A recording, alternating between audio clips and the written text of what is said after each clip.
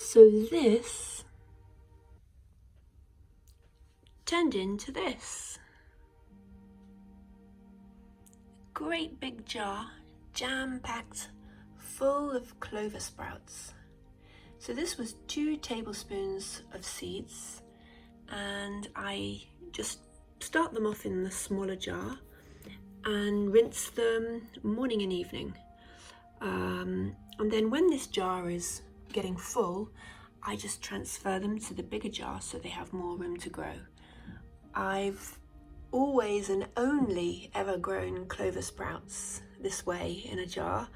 And yeah, I guess I could just start them off in the larger jar and just leave them there.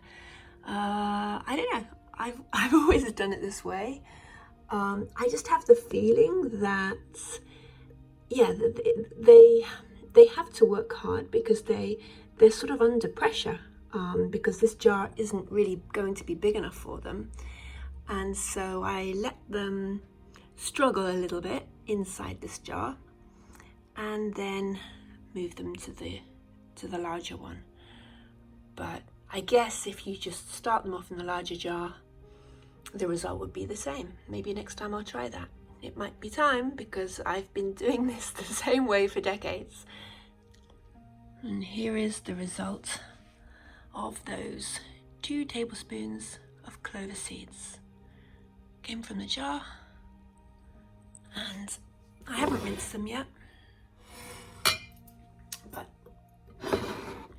just this will become this. That's pretty amazing, isn't it? Right, so I have far too many sprouts to rinse and drain in the spinner at once, so I've just put them into 2 bowls, and as you can see, the hulls just fall away. They're not seeds, they're just empty hulls. You can see them.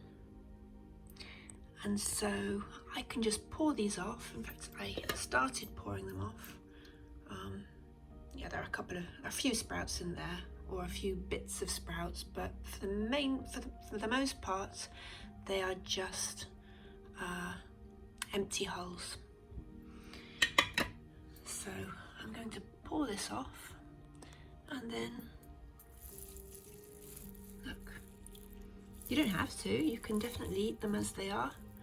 But I think if you're going to store them, you want to pour off these empty hulls as much as possible, because they can hold on to excess water, and that could make your sprouts spoil if you put them in the fridge, if you store them with this sort of excess water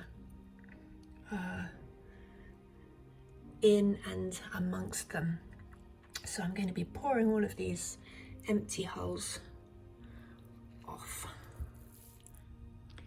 Okay, so I swished them around in water. I changed the water a couple of times, and you can see there are less and less hulls.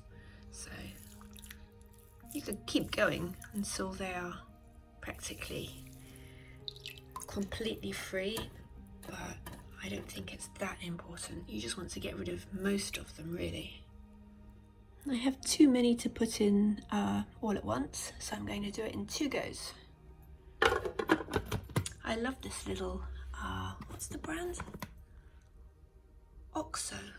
It's a really neat little spinner. Okay, let's...